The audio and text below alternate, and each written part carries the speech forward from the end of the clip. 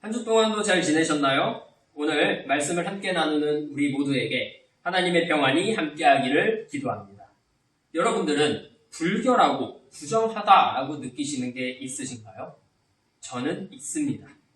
사람이기 때문에 각각 부정하다라고 느끼는 것은 우리 모두 있을 것이라고 생각합니다. 오늘 우리가 말씀에서 읽은 나아만이라는 사람도 이스라엘의 사고 속에선 부정적이고 불결한 사람으로 생각되었습니다. 그 이유의 첫 번째는 나아만은 아람인입니다. 하나님을 섬기지 않는 백성이고 이방신을 섬기는 이방인입니다. 그러니 이에게는 야훼의 구원이 존재할 수가 없고 야훼의 진노로 멸망받을 열방 중에 한 사람이라고 이스라엘은 받아들였습니다. 두 번째로는 나병 환자라고 오늘 본문은 나아만을 표현합니다. 이스라엘의 사고 속에서 피부에 나는 병은 죄인으로서 받아들여졌는데 이를 하나님과의 관계가 틀어진 사람으로 인식을 한 것입니다. 나아만은 이스라엘의 신앙 속에선 구원이랑은 정말로 동떨어진 불결한 사람이자 죄인의 입장을 가진 사람입니다.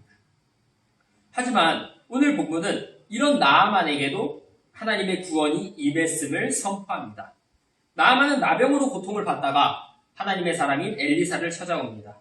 사회적인 지위로는 아람 장군인 나아만이 훨씬 높지만 엘리사는 이를 만나지 않고 요단강에서 7번 몸을 씻으라는 방법을 자신의 수하를 통해서 알려줍니다.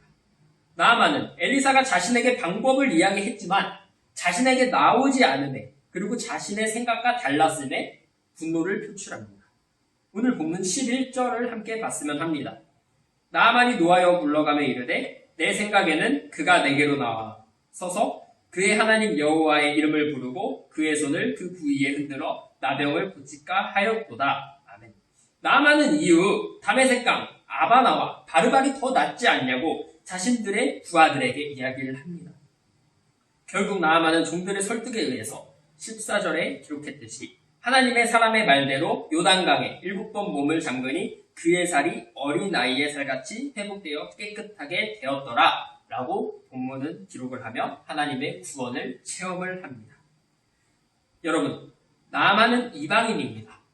명백한 국적이 이스라엘이 아닌 아람이라는 국적을 가진 사람이죠. 그러기에 이는 죄인이고 이스라엘에서는 멸망받을 사람으로서 나타납니다. 하지만 하나님과 엘리사의 생각은 달랐습니다. 이를 죄인으로서 부정한 자로서 바라본 것이 아닌 하나님의 구원이 임한 하나님의 자녀로서 바라보았다는 것입니다. 우리가 굉장히 잘 알고 있는 스토리죠. 누가복음에 예수님이 10명의 나병 환자를 보게 됩니다.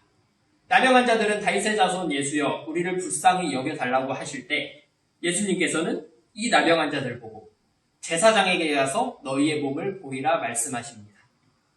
그리고 그 가는 도중에 10명이 다 고침을 받았지만 그 중에서 오직 한 명만이 돌아와 감사를 드립니다. 이를 보고 예수님께서 뭐라고 표현하시는지 우리가 함께 보았으면 합니다. 누가복음 17장 18에서 19절 말씀입니다. 이 이방인 외에는 하나님께 영광을 돌리러 돌아온 자가 없느냐 하시고 그에게 이르시되 일어나 가라 내 믿음이 너를 구원하였느니라. 아멘. 예수님께서는 자신이 이 나병 환자의 병을 고쳤다라고 말씀하시지 않습니다. 오히려 그 나병 환자의 믿음이 이를 구원의 길로 이끌었다라고 말씀하십니다. 여기서 주목하고자 하는 것은 구원의 길은 누구에게 한정된 것이 아닌 누구에게나 그리고 어디에서나 열려 있다라는 것입니다. 신약 시대의 사람들도 이방인을 보는 시선은 그렇게 좋지 않았습니다. 더구나 거기에 환자라는 것까지 포함이 되면 성문 밖에 내쫓겨서 살게 되는 아주 죄인 중에 죄인으로서의 인식을 갖게 되는 게 바로 이방인이자 환자들이었습니다. 이는 처음 예수님께서 설교하실 때 나타나는데요. 나아만이 이야기를 예수님께서는 본인의 첫 설교에 나타내십니다.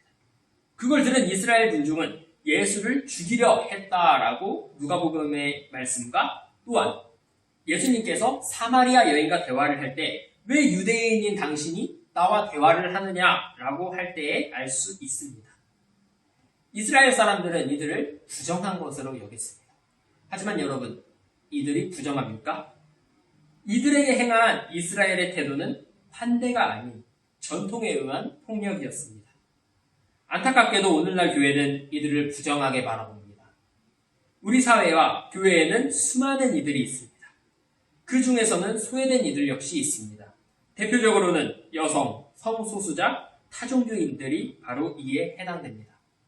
교회는 이들을 소외시키고 이들에게 신앙이라는 잣대로 폭력을 행사하고 하나님의 보편적이고 모든 이에게 열린 구원의 기회 자체도 막고 있는 게 우리의 현실입니다. 이들이 교회의 문을 두드리고 대화를 요청할 때 몇몇의 교회는 이들을 죄인으로서만 바라봤고 이들을 하나님이 싫어하시는 이들이라고 표현했습니다. 우리가 나아만과 나병한 자, 그 외의 이방인들을 죄인 취급한 이스라엘의 사람들과 뭐가 다릅니까? 저는 다를 게 없다라고 생각합니다. 나아만과 이들에게 임한 것은 인간의 부정의 잣대로서 결정된 게 아닌 하나님의 모든 인류에 대한 보편적인 사랑의 구원입니다. 소외된 이들은 결코 부정한 것이 아닙니다. 오히려 그들이 이 사회에, 이 교회에 존재하는 것은 당연시 되어야 하는 것입니다. 하나님의 구원의 빛은 모든 이들에게 열려 있습니다. 나아만은 요단강에서 낳게 된 하나님의 구원을 체험한 후 자신은 이렇게 고백을 합니다. 자, 15절의 말씀입니다. 나아만이 모든 군대와 함께 하나님의 사람에게로 돌아와서 그의 앞에서 서서 이르되 내가 이제 이스라엘 외에는 온 천하에 신이 없는 줄을 아나이다. 청하건대 당신의 종에게서 예물을 받으소서 하니 고침을 받은 나아만은 자신의 본국으로 그냥 돌아간 것이 아닌 하나님께 자신의 신앙을 고백한 것을 볼 수 있습니다. 엘리사가 나아만에게 준 것은 구원의 방법이자 구원의 길이 바로 그 빛입니다. 이 빛은 누구에게나 열려 있으며 그 기회는 모두에게나 동일합니다. 오늘 말씀을 함께 나누는 우리가 우리의 잣대로서 소외된 이들을 부정한 것으로 죄인으로서만 바라보며 이방인 취급하는 것이 아닌 하나님의 사랑이 우리에게뿐만이 아닌 그들에게도 공평하게 있음을 기억하고 이들을 멸시하고 소외시키는 것이 아니고 차별하지 않는 우리 모두가 되길 간절히 소망합니다.